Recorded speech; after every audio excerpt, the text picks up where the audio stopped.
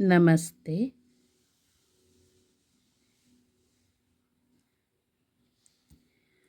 ವಿಷಯ ಯಾವ ರೋಗಕ್ಕೆ ಯಾವ ಹಣ್ಣು. ಲೇಖಕರು ಧನ್ವಂತ್ರಿ.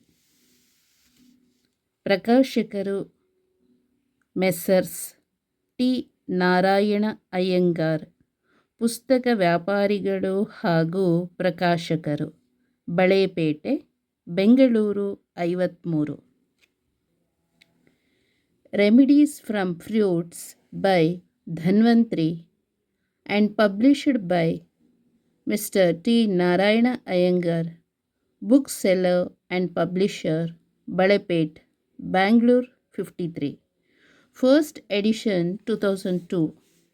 ಮೊದಲನೇ ಮುದ್ರಣ 2002. ಹಕ್ಕುಗಳು ಪ್ರಕಾಶಕರು. ಅಕ್ಷರ ಜೋಡಣೆ TNI ಗ್ರಾಫಿಕ್ಸ್, ಬಸವನಗುಡಿ, ಬೆಂಗಳೂರು. ಮುದ್ರಕರು ಚಂದ್ರ ಪ್ರಿಂಟರ್ಸ್, ಬೆಂಗಳೂರು. ಲೇಖಕರ ನುಡಿ. ಆಯುರ್ವೇದ ಇದು ಆರೋಗ್ಯ ಭಾಗ್ಯದ ಸುಲಭ ಮಾರ್ಗಗಳನ್ನು ತಿಳಿಸುವ ದಾರಿದೀಪ, ಇಲ್ಲವೇ ಕೈಗನ್ನಡಿ ಅನ್ನಬಹುದು.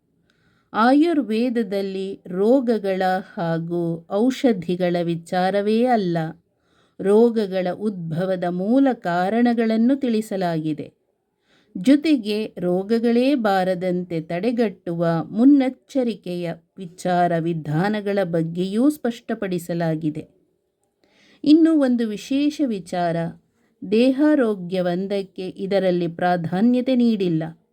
ಮಾನಸಿಕ ಆರೋಗ್ಯ ಹಾಗೂ ಬೌದ್ಧಿಕ ಸ್ವಾಸ್ಥ್ಯದ ಬಗ್ಗೆಯೂ ಕೂಲಂಕುಷವಾಗಿ ವಿಚಾರ ಮಾಡಲಾಗಿದೆ. Sound mind in sound body ಎಂಬ ವಿಚಾರ ಪ್ರತಿಪಾದನೆ ಆಯುರ್ವೇದದಲ್ಲಿ ಆಮೂಲಾಗ್ರವಾಗಿ ನಡೆದಿದೆ. ಅಂಗೈಯಲ್ಲೇ ಇರುವ ಔಷಧಿಗಳ ಬಗ್ಗೆ ಅಡಿಗೆ ಮನೆಯಿಂದ ಹಿಡಿದು ಮನೆಯ ಹಿತ್ತಲಿನವರೆಗೆ ಎಲ್ಲೆಡೆ ಕಂಡುಬರುವ ಪ್ರಕೃತಿ ಹಾಗೂ ಅದರ ವಿಭಾಗಗಳಲ್ಲಿ ಔಷಧೀಯ ಗುಣಗಳೇ ಅಲ್ಲದೆ ಆರೋಗ್ಯವನ್ನು ಶ್ರೀವೃದ್ಧಿಸಿಕೊಳ್ಳುವ ಮಾನವನ ವಿವೇಕಯುಕ್ತ ವಿವೇಚನೆಯ ಬಗ್ಗೆಯೂ ತಿಳಿಸಲಾಗಿದೆ. ನಿಜಕ್ಕೂ ಆಯುರ್ವೇದ ಆರೋಗ್ಯ ಭಾಗ್ಯ ಎಂಬುದನ್ನು ಈ ಕೃತಿಯಲ್ಲಿ ವರ್ಣಿಸಲಾಗಿದೆ. ವಿಷಯ ಸೂಚಿ. ಫಲ, ಆಹಾರ. ಬಗೆ ಬಗೆಯ ಹಣ್ಣುಗಳಲ್ಲಿ ಔಷಧೀಯ ಗುಣಗಳು.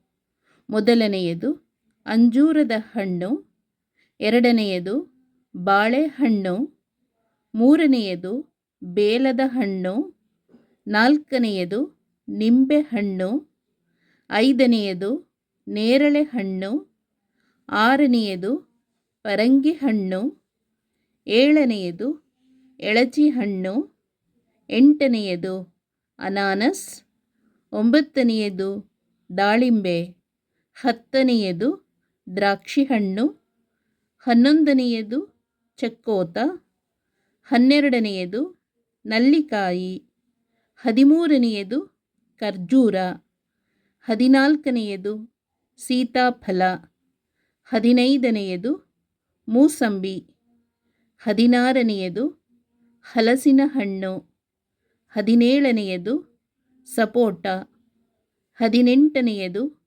ಗೋಡಂಬಿ ಹಣ್ಣು, ಹತ್ತೊಂಬತ್ತನೆಯದು ಸೀಬೆಹಣ್ಣು, ಇಪ್ಪತ್ತನೆಯದು ಟೊಮಾಟೊ, ಇಪ್ಪತ್ತೊಂದನೆಯದು ಸೇಬಿನ ಹಣ್ಣು, ಇಪ್ಪತ್ತೆರಡನೆಯದು ಮಾವಿನ ಹಣ್ಣು, ಇಪ್ಪತ್ತ್ಮೂರನೆಯದು ಕಲ್ಲಂಗಡಿ ಹಣ್ಣು, ಇಪ್ಪತ್ತ್ನಾಲ್ಕನೆಯದು ಕಿತ್ತಳೆ ಹಣ್ಣು, ಇಪ್ಪತ್ತೈದನೆಯದು ಎಳಚಿ ಹಣ್ಣು.